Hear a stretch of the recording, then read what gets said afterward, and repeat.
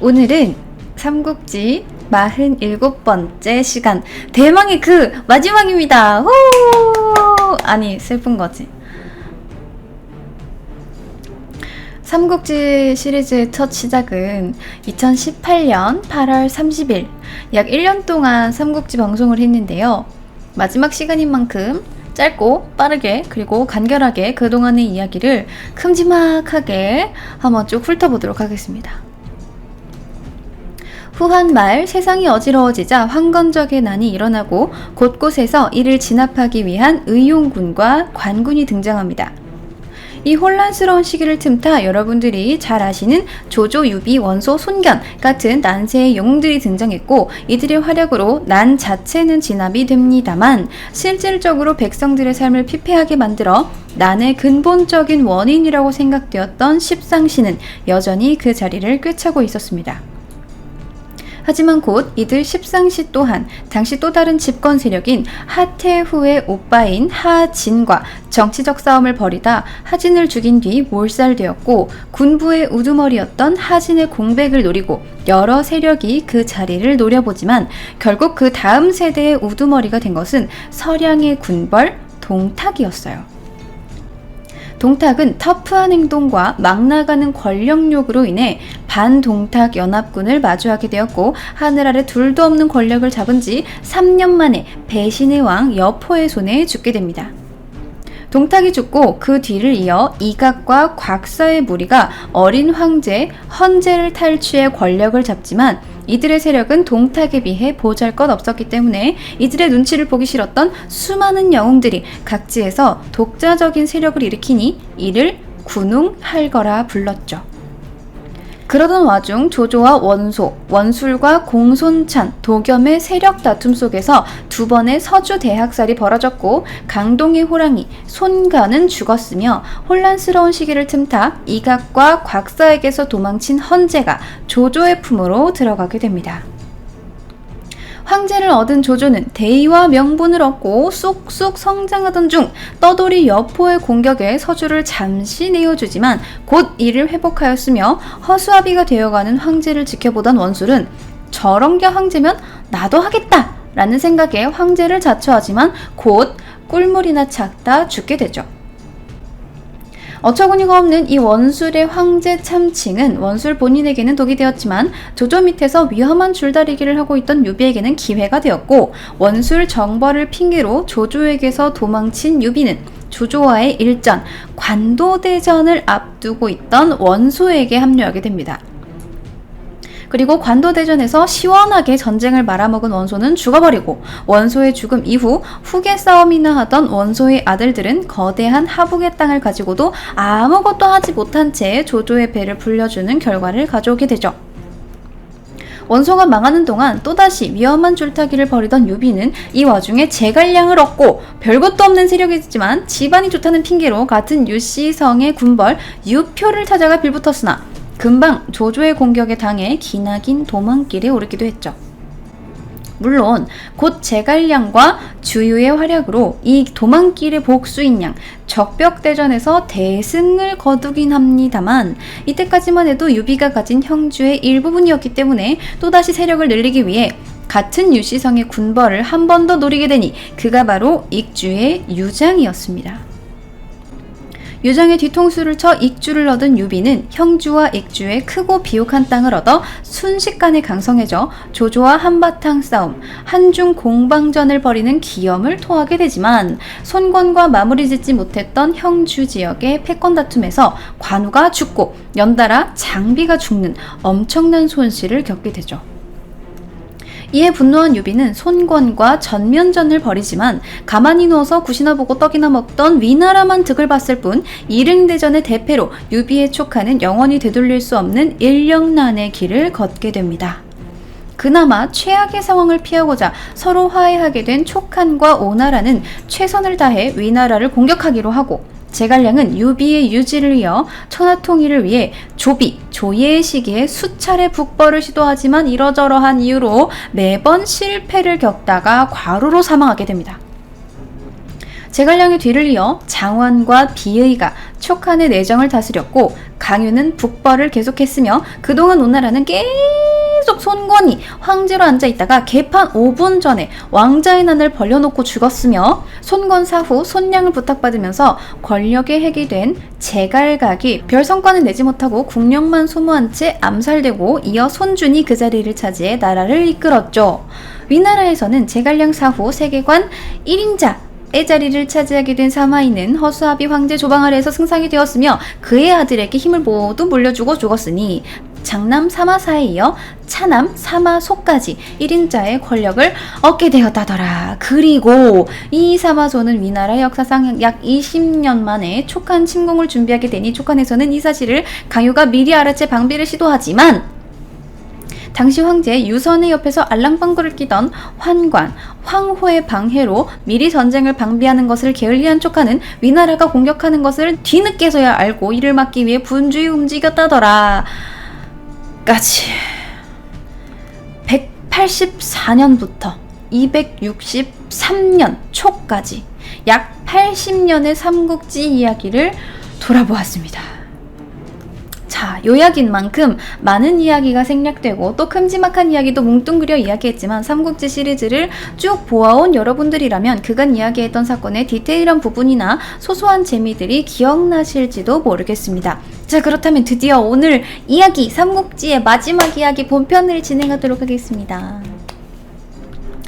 자, 263년 황호의 무당 노름에 빠진 유선이 전쟁 준비를 하건 하지 않건 대대적인 침공 준비를 마친 사마소의 지휘 아래 위나라군은 촉한으로 진군하게 됩니다.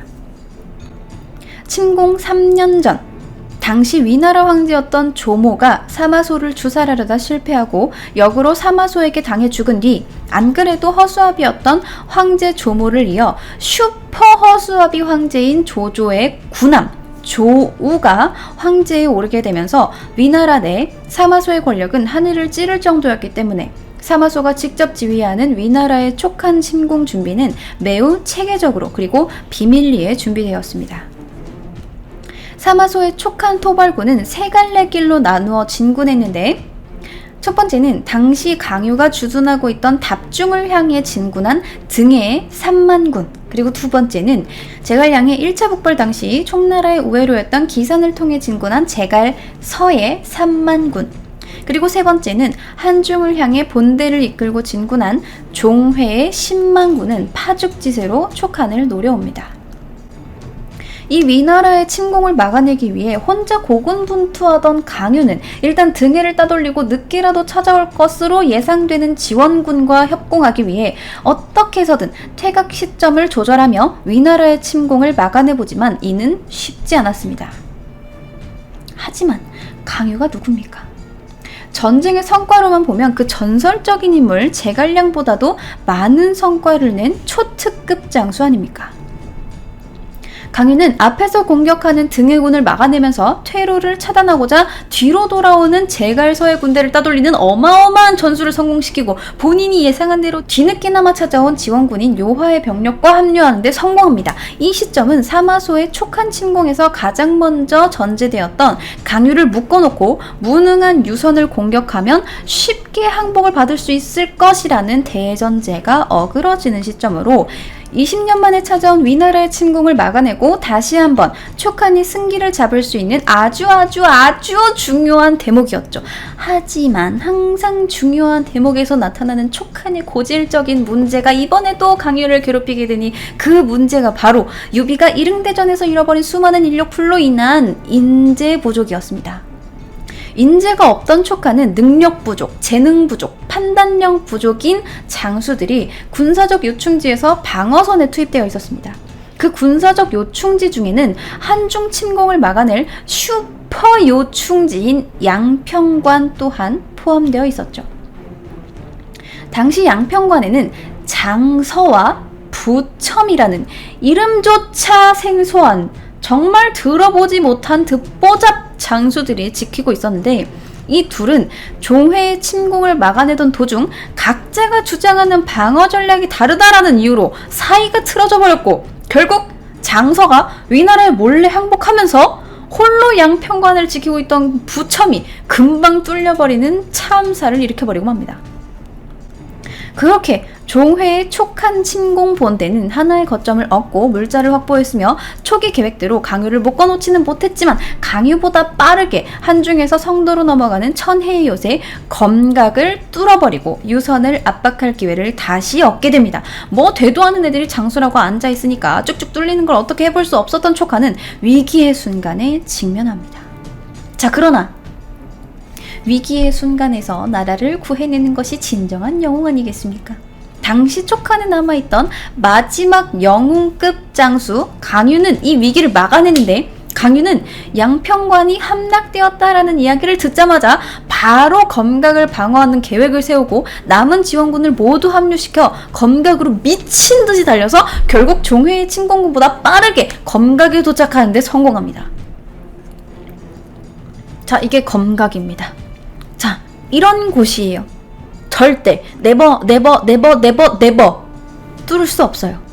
이 사진이 이게 지금 길이 보이잖아요. 근데 이거는 최근에 관광객들을 위해서 만들어 놓은 길이 있는 상태라서 그나마 좀 뭐 이 정도면 다닐만 하지 않을까 싶겠지만, 저 당시 요새로서의 기능을 하던 검각을 종회의 10만 대군이 공격한다? 군사가 많으면 많을수록 군량만 소모하는 짐덩어리가 될 뿐이었어요. 이건 진짜 거의 뭐 돌 굴러가요 그러면서 돌 하나 딱 굴려놓으면 다 죽어. 어떻게 들어올 거야 저기를. 실제 정사 종회전에 기록된 위나라 측의 공격 기록만 보아도 종회는 나아가 검각을 공격하였으나 이길 수 없었으므로 병사들을 이끌고 물러났다라고 기록할 만큼 기세로도 병력으로도 우위에 있던 종회가 심지어 세갈래 침공군 중 또 다른 한 부대인 제갈서의 3만군이 합류했음에도 불구하고 이를 뚫지 못할 정도로 어마어마한 곳이 바로 검각이었습니다. 이 좁은 산길에 오르막길로 진군을 해야 하는 상황에서 높은 곳에 위치한 천혜의 골짜기 속 방어 관문을 뚫는다?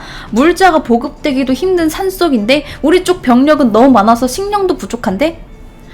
자, 그렇게 위나라의 침공이 이렇게 막을 내리나 하고 있던 그때, 안타깝게도 인력풀이 풍부한 위나라에서는 흔히 찾아볼 수 있는 전설급 장수가 한 명 딱 하고 등장해서 사마소에게 상소를 올리게 되니 그 내용인즉, 지금 적군의 역량은 찢겨지고 훼손되었으므로 응당 이 기회를 타서 은평으로부터 작은 길을 달려 한해 덕양정을 지나 부성으로 간다면 검각의 서쪽 백리를 지나 성도로부터 300여리 되는 곳에서 기습병이 적의 중심부를 뚫을 수 있습니다. 검각의 수비군은 반드시 돌아서 부성으로 달아날 것이고, 이와 같이 되면 종회는 곧 큰 길을 따라 전진할 수 있습니다. 검각의 군사가 돌아가지 않으면 부성을 구원하는 병사는 적을 것입니다. 이 일에 대해서 병서에서는 적이 방비하지 못한 곳을 공격하고 적이 생각하지 못한 곳을 뚫어라 고 했습니다. 지금 적의 공허한 곳을 습격하면 그들을 격파시키는 것은 필연적인 것입니다. 라는 상소입니다. 자, 한마디로 하면 무슨 말이냐? 검각으로 뚫고 들어가는 게 불가능하니까 산을 타고 넘어가죠. 바로 등산왕 등해의 등장입니다. 자, 정사 등해전의 기록을 보면 263년 경원 4년 겨울 10월, 등해는 은평길로부터 사람이 없는 땅을 700여리나 행군하였다. 산을 뚫어서 길을 통과하게 하고 계곡에는 다리를 만들었다. 산은 높고 계곡은 깊었으므로 작업은 매우 어려웠고 또 식량 수송의 어려움으로 인해 거의 위기에 이르게 되었다. 등해는 모포로 자신의 몸을 감싸고 산기슭을 따라 내려갔다. 장수와 병사들은 모두 나무를 붙잡고 낭떠러지를 기어오르며 서로 이어서 전진하였다. 라고 적혀 있어요. 당시 등해의 나이가 약 70세. 당시 700리는 약 200에서 300km 저 산길을, 이 산길을 길이 없으니까 길을 뚫고 다리가 없으니까 다리를 만들어서 정 또 길이 없으면 모포를 두르고 굴러가서 침공로를 뚫습니다. 이 미친 거죠. 사실 이걸 뚫어도 700리를 산을 뚫고 다리를 놔도 먹을 것도 부족했으니까 뭐 모포 두르고 거기서 산길 굴러 떨어져 봐야 병사들이 뭘 할 수 있겠어요. 피로에 지쳐서 아이고 제가 여기까지 오긴 왔는데 진짜 하루만 벌어주세요. 제가 진짜 죽을 것 같거든요. 모포를 두르고 산길을 굴러왔어요. 하루만 벌어주세요. 이렇게 할 수 있는 거 아니잖아요. 도착해서 아 너무 피곤하네요. 여기가 제 묘자리인가 봐요. 이렇게 하지 않으면 다행이지. 안 그래? 그런데 놀랍게도 이 등에 정신 나간 등산에 신께서 감동한 것인지 정사 등해전에는 기적과도 같은 다음 기록이 남아 있습니다. 선두 진영이 강유성에 도착하자 총나라 수비대장 마막이 항복했다. 산길을 300km 뚫고 온 위나라 군대가 도착을 하니까 총나라 수비대장 마막이 항복했다. 싸워서 이겼다가 아니라 그냥 항복했다. 유비의 이릉대전 실패는 촉한을 똥물의 구렁텅이로 집어넣은 일생일대의 실수였다는 것을 다시 한번 볼 수 있는 촉한의 인력 상태를 느낄 수 있는 대목이었습니다. 자, 아무튼 죽은 유비 탓은 그만하고 다시 현실로 돌아와서 등해군이 뚫은 강유성은 검각의 건너편이었으므로 등해군은 종회를 막아내고 있는 검각의 강유군을 그냥 무시하고 유선을 잡으러 갑니다. 유선을 공격하게 되면 강유군이 종회를 막고 있던 병력을 뺄 것이고, 그렇다면 종회가 검각을 통과하기가 쉬워지니 유선을 구하러 온 강유와 전면전을 벌이기에 원활할 것이라는 판단이었죠. 그런데 놀랍게도 이 전쟁에서 또 한 번의 반전이 벌어지는데 그것이 무엇인고 하니, 등해의 예상과 같이 유선을 구하기 위해서 검각을 버리고 달려오던 강유와 달리 등해의 예상을 벗어난 그 인물, 바로 유선입니다. 유선이 항복을 했어요. 네, 바로 유선의 항복입니다. 뭐 끝났어요. 이제 뭐 유비를 탓하고 마막을 탓하고 장사를 탓할 게 아니라 그냥 애당초 글러먹은 황제였다는 거죠. 그렇게 촉하는 유비가 나라를 세운 지 약 40년 만에 허무하게 항복으로 망했고, 유선의 항복 소식을 들은 강유 또한 이를 따라 투항하게 됩니다. 물론 유선은 항복 이후 아주 잘 먹고 잘 살다가 편하게 죽었으니까 그의 판단이 개인적인 선에서 틀렸다라고만은 볼 수 없지만 그가 황제로서의 제목이 아니었다라는 건 확실해졌습니다. 자, 아무튼 이렇게 중국 대륙을 나누던 세 곳의 나라 중 한 곳인 촉한이 위나라에 먹히고 이제 위나라와 오나라의 맞대결이 되어버리고만 삼국지, 아니 이제 이국지. 자, 이제 거대한 위나라와의 싸움을 앞둔 오나라는 곧 촉한의 뒤를 이어 망했고 위나라가 결국 삼국을 통일하게 됩니다.